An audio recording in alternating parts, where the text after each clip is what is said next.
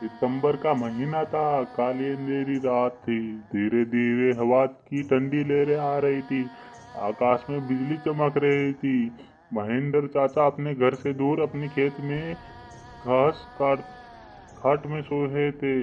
उनका खेत गांव के तालाब के पास था। बारिश के कारण पूरा तालाब भर गया था और खेत में घास भी ज्यादा हो गई थी। उनके कारण अंधेरे में ये सब ज्यादा डरावना लग रहा था।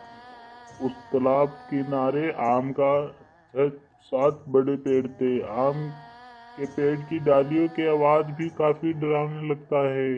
अचानक खेत में बंधी हुई भैंस चिल्लाने शुरू कर दिया। महेंद्र चाचा को भी पता नहीं चल रहा था कि आखिर ऐसा भैंस क्यों कर रही है। उन्हें लगा कि शायद ठंड के कारण ये भैंस ऐसा कर रही होगी। इसलिए महेंद्र चाचा ने खेत में चिमनी जलाई। उस चिमनी के जलाने में महेंद्र चाचा की नजर उनके खाट पे पड़ी। उन्होंने देखा कि एक स्त्री उनकी खाट पे बैठी है। ये देख उनका शरीर डर के मारे कांपने लगा। उसी वक्त आकाश में बिजली का तेज झटका हुआ। वैसे तो महेंद्र चाचा बहुत बहादुर थे, लेकिन आज उन्होंने थोड़ा डर लग रहा था। उसी वक्त काका के आग में सूखी घास डाली और आग को ज्यादा बढ़ाया। इसी वजह से औरत ठीक से दिखाई नहीं दे रही थी। महेंद्र चाचा तापने के साथ बैठे बैठे ही बूम लगाई, कौन है? पर सामने से कोई प्रतिक्रिया नहीं मिली। इसलिए काका अचंभित रह गए। समझ में कुछ नहीं आया। काका खड़े हो गए। इसलिए महेंद्र काका ने सोचा कि अब डरने से कुछ नहीं होगा, मुझे हिम्मत करना होगा, क्योंकि वो डर समा गया। चाचा ने एक बड़ी लकड़ी हाथ में ली और बोला, कौन हो तुम? तुम्हें क्या लगता है कि मैं तुमसे डर गया? लेकिन सच तो यही था कि चाचा अंदर से पूरी तरह डर कांपने लगा। चाचा का यही गुस्से वाला रूप देखकर वो स्त्री खड़े हो गई और जोर से बोली, क्या तुमने मुझसे डर नहीं लगता?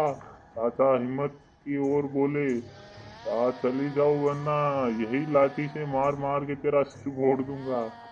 इतना ही बोलता महेंद्र चाचा ने लाठी उठाई। उस वक्त उस औरत ने आवाज उठाई, अब तुम मुझे मेरे ही घर से बाहर निकालेगा? यहाँ पर तो तेरा बचपन गुजरा है। ये मेरा ही घर है। मैं यहाँ सालों से रह रही हूँ। यह सुनकर चाचा का डर और गुस्सा दोनों ही शांत हो गए। उन्हें लग रहा था कि मेरे सामने जो औरत है खड़ी है, मैं उसे जानता हूँ। उनकी अभी आवाज जाने पहचान लग रही। चाचा सोचने लगे कि आखिर कौन ये औरत है।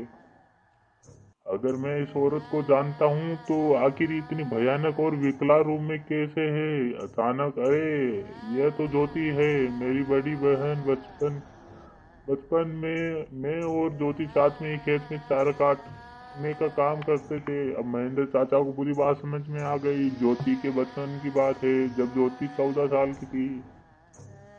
अभी इस खेत में गांव के कुछ बच्चों के साथ खेल रही थी। दूसरे बच्चों की तरह ज्योति भी पेड़ पर चढ़कर एक डाल से दूसरी डाल पर छलांग लगा रही थी। अचानक ज्योति जिस डाल पर बैठी थी वह डाल टूट गई। ज्योति मुंह के बल नीचे गिर गई। यह देखकर सारे बच्चे डर के मारे चिल्लाने लगे।